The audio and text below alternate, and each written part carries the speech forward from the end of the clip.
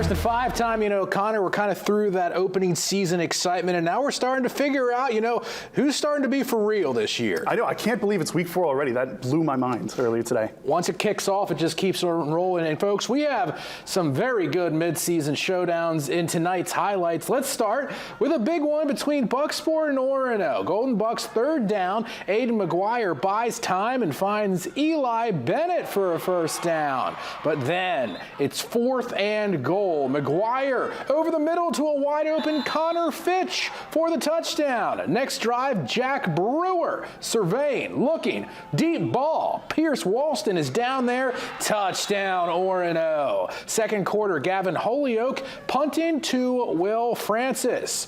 Will that be a regret? We'll see. He's got a lane, the vision, the cut, the speed over midfield, and he is gone. 75-yard house call for the Red Riots. Orono runs away from Bucksport 44-18, Connor. Brewer at home taking on Messalonsky. Now, early trouble for the Witches. A high snap on a punt into the back of the end zone, and the Eagles swarm to the ball, and it's a safety. Ensuing kickoff, Eagles return man Tyler Hansen moving to his right. He gets a couple of blocks, and the lane opens up, does a little stutter step, and he won't be beat. Eagles make it 9-0 after that touchdown. Now, how about some more special teams plays? Kickoff right after is a squib. It looks like it might go out of bounds, but Tyler Hansen again jumps on the football, and the Eagles take over. That sets up Tatum Doucette, who connects with Brady Brunel in double coverage, and he's down at the 1-yard line. Read option play, Doucette keeps it, and that is going to be an Eagles touchdown.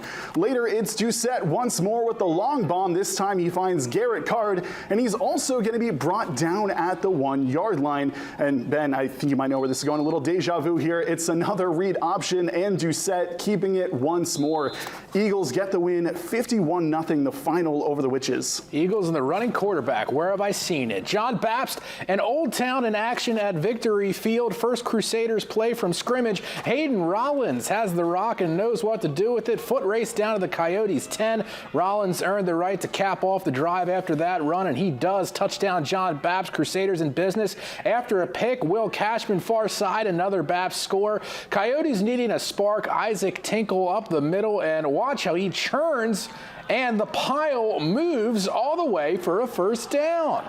The drive continues, trickeration from the Coyotes, but Nathan Butler not fooled. He picks it off in the end zone. The second Babst INT off of a trick play in the early going. The Crusaders take down the Coyotes 31-6. We got the Lawrence Bulldogs traveling to Augusta to take on Coney. Parker Morin in the pocket. He connects with Parker Sargent with a ton of separation for the first Ram touchdown of the night. And check out the celebration following that score. Bulldogs looking to answer. Maddox Santone finds his way through the Rams defense, and that's a Bulldog touchdown. Dogs on the goal line again. Colton Carter is going to force his way in for the score. Lawrence wins big over Coney 40-7. All right, TV5 game of the week. MCI visiting Hamden Academy. Tyler Coffin comes away with the first quarter rushing touchdown, a sign of things to come. Second half, Gabe Thornwall gathering momentum for the Broncos, finding pay dirt 6-0 for the longest time, but now HA is blowing it open. Gavin Monyac carries it in to make it a 34-0 game. Tough look here, though. Caleb Rush picks up the loose change, and it becomes a scoop and score for the Huskies from around 35 yards out. Too much Bronco ground game, though. Thornwall scores again. Looks like he's breaking ankles to wrap up the night. Hamden Academy cruises past MCI in the second half, 40-6. Edward Little hosting Gardner. Closing seconds of the first half, Chase Burgess. The quick screen to Cody Dingwall for a 5-yard touchdown.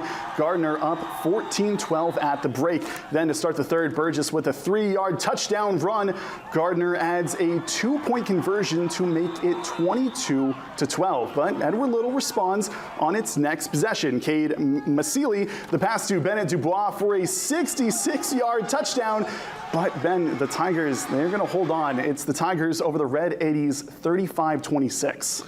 All right, well, we had a close game in Lewiston between the Blue Devils and Bangor. Bangor down 7 in the fourth. Jack Shook, quick pass to Jackson Varney, who picks up a big first down here. The Rams then get inside the red zone. They try the reverse, but Deion Jackson reads it perfectly and stops it for no gain. Great name, great play. Then on 4th down, Rams to the air, but Nehemiah Holyfield breaks it up as Lewiston outlasts Bangor 21-14. Meanwhile, some more football winners are Camden Hills, Madden Alcook Academy, Penobscot Valley Lee Academy.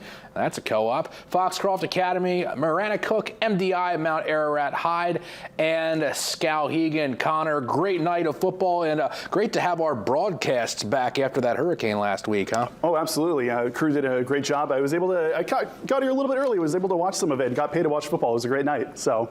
Doesn't get any better than that. Hey, our next broadcast will be that Skowhegan-Messalonsky game coming up later in the season.